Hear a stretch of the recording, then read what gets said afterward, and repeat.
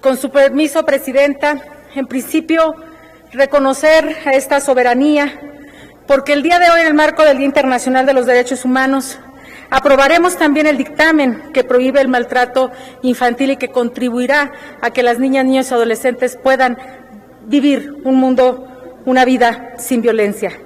Y por otra parte, también que podamos abordar el que tiene que ver para tipificar como delito el odio racial.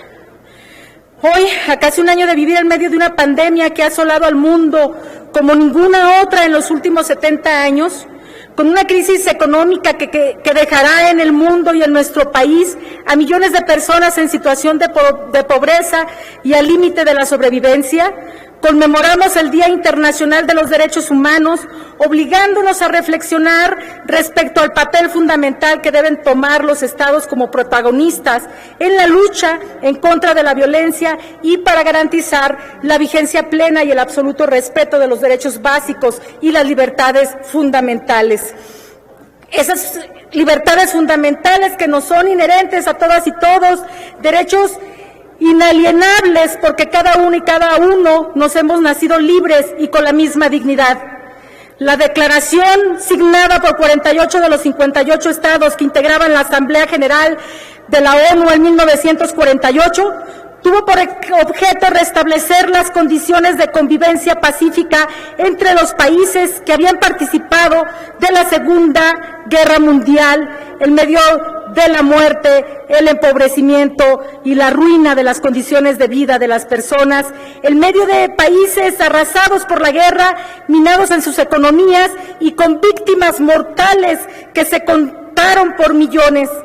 Ese escenario no se ha vuelto a repetir a nivel mundial. Sin embargo, podemos observar pequeños puntos del orbe en los que la violencia se ensaña con las personas, en donde las niñas y niños son víctimas de la delincuencia, en donde vejan y asesinan a las mujeres por el único hecho de existir. México es uno de esos lugares.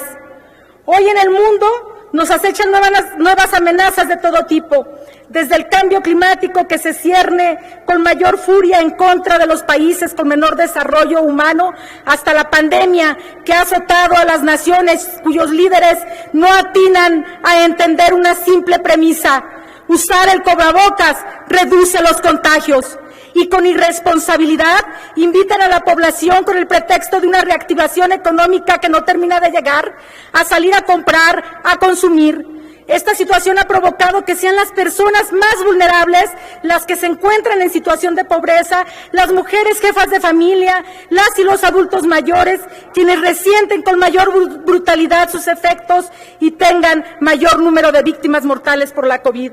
México es uno de estos lugares y por ello nos vemos obligados a señalar que en nuestro país la crisis económica agravada por la pandemia, la crisis sanitaria y la de violencia nos conducen inevitablemente a una crisis humanitaria sin precedentes. 115,000 muertes oficialmente reconocidos por COVID, mientras cifras extraoficiales dicen que superamos los 300,000 muertos, que son más allá de las cifras, historias de vida coartadas, padres, madres, hijas e hijos que murieron en la soledad impuesta por el COVID.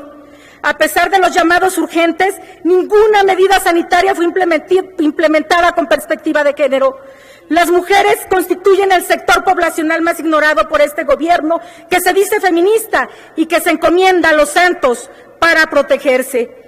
Las y los mexicanos somos víctimas de un gobierno que ignora todas las recomendaciones de los organismos internacionales, cuyo origen se sitúa precisamente en el Sistema Internacional de Derechos Humanos, producto de la Declaración Universal que hoy conmemoramos, como sucedió en el caso de la prisión preventiva oficiosa, la militarización de la seguridad pública y la recomendación de poder otorgar un ingreso mínimo vital, entre otras. México es uno de esos lugares en donde 63,400 personas han sido víctimas mortales de la violencia delincuencial. Hemos superado los 100,000 asesinatos diarios, 11 de ellos son feminicidios y uno es un feminicidio infantil. 7 niñas y niños desaparecen cada día y más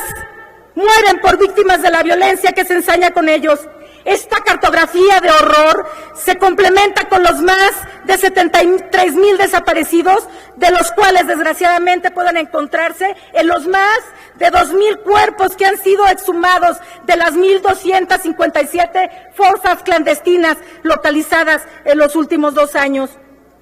México es uno de esos lugares en los que hacer periodismo y defender derechos humanos constituye un peligro para la vida y la integridad de las y los comunicadores y los defensores. México es uno de esos lugares en donde los derechos humanos que hoy conmemoramos se encuentran en el mayor riesgo de sufrir violaciones graves. México, termino, Presidenta, es uno de esos lugares en los que el desconocimiento y el menosprecio de los derechos humanos han originado actos de barbarie ultrajantes para la conciencia de la humanidad que pretendía evitar esta declaración. Las y los mexicanos aspiramos en que en nuestro país la libertad, la justicia y la paz sean la base para el reconocimiento de la dignidad intrínseca y de los derechos iguales e inalienables de todas y de todos, como preámbulo al advenimiento de un país en que los seres humanos, liberados del temor y de la miseria, disfrutemos de las libertades que nos concede nuestra condición humana. Es cuanto, Presidenta.